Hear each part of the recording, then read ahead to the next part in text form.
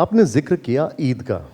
उन्होंने कहा नरेंद्र मोदी जी ने कि ईद मैं भी मनाता था, बचपन में हम लोग ईद मनाते थे, घरों में खाना नहीं बनता था, मेरे कई मुस्लिम फ्रेंड्स हैं। वो कहते हैं आप इमेज सर, उनकी ऐसी एक बना बात रहे हैं। सुनिए, एक इफ्तार की दावत नहीं करते 10 साल में अपने घर में, कहाँ खाने की बात कर रहे हैं? छोड़िए ना, क्या बोल रहे हैं आप? क्या मेरे बाबू सब देखिए, ये जो है ना, मेरे घर में ड्राइवर मुसलमान था, ये पुराने डायलॉग हो चुके हैं। ये उस जमाने के पिक्चरों में अच्छा लगता था। अभी आप बताइए ना, आप एक आदमी को टिकट नहीं देते हैं। अच्छा, नरेंद्र मोदी किसी मुसलमान को गले मिलते हुए देखा आपने 5 साल में इंडिया में? बताइए, आपने देखा? किसको देखा हमने? मोहम्मद बिन सलमान, मोहम्मद बिन जैद, या हबीबी उतर। क्या बताइए, क्या है ये? मैं लाइटर वेन में लीजिए, दिल पे मत लीजिए, मगर बता रहे हैं आपको, ये तो हो रहा है ना। हाँ बताइए, आप बोल रहे हैं आप असद ओवैसी तेलंगाना में अमित शाह बोलते हैं। अरे आप कर रहे हैं भाई, कौन कर रहा है?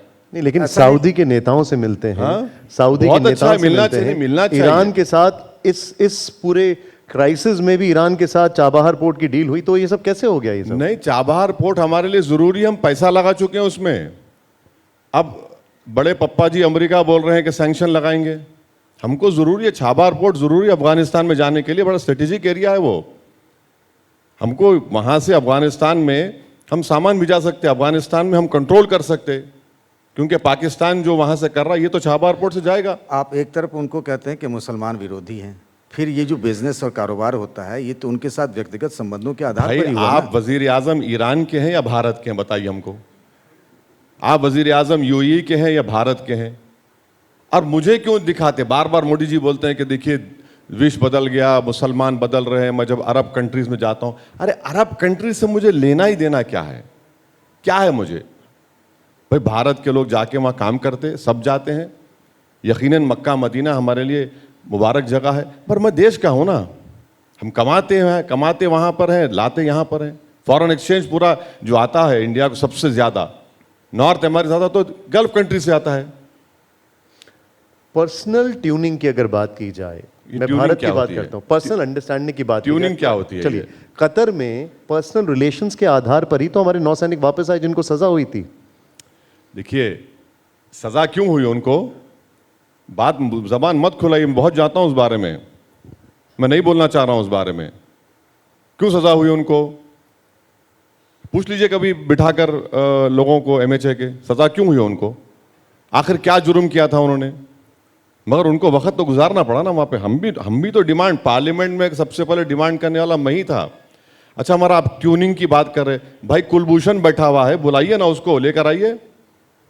पाकिस्तान में कुलभूषण बैठा हुआ है हमारा, वो भी तो भारत का नागरिक है, उसको बुलाइए। मामला चल तो रहा कोर्ट में, भारत इंटरनेशनल कोर्ट में भारत लड़ रहा है। मामला भाई, उसकी सजाए मौत रुक गई पंकज भाई, मगर फंसा हुआ तो है ना कुलभूषण। पूना में उसकी फैमिली कोई पूछता नहीं पलट के, उसके रिश्तेदार परेशान बैठे हैं। अच्छा, ये इतने लोग जमैका को चले गए अमेरिका जाने के लिए, अब जमैका फ्लाइट भर के भिजा रहा है वापस इंडिया के लोगों को।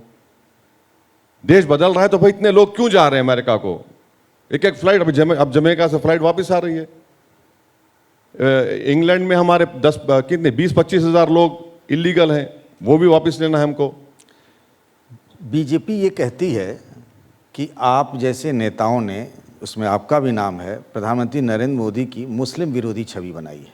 कौन? मैंने बनाई है? बीजेपी कहती है। आप नहीं, देखिए मैंने बनाई है। आप उनके एक ही बात को पकड़ते हैं, दूसरी बात जो होती है जो आपकी सुविधा के हिसाब से नहीं होती उसको आप इग्नोर करते हैं। मैं आपको बता रहा हूं कि मिनिस्ट्री ऑफ माइनॉरिटी अफेयर्स में एक प्रोग्राम है, 15 पॉइंट प्राइम मिनिस्टर प्रोग्राम।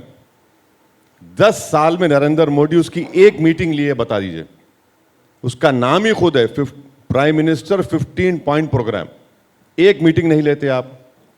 आपकी सरकार ने प्री मैट्रिक स्कॉलरशिप को 9th क्लास से कर दिया, जबकि मुसलमानों का माइनॉरिटी है, मुसलमान ड्रॉप आउट रेट क्लास 4-5 से है। आपने मौलाना आज़ाद एजुकेशन फाउंडेशन को बंद कर दिया। किसका नुकसान हो रहा है बताइए उसमें? मैं कई मिसालें दे सकता हूं आपको। भैया, हमारा काम छवि बनाना नहीं है, फैक्ट्स के ऊपर बात करिए और फिर हमको उस पर रिबट करिए आप। क्या आपको भी इंडिया गठबंधन की तरह लगता है कि अगर बीजेपी चुनाव जीतती है तो संविधान बदल देगी और फिर आगे चुनाव नहीं होंगे?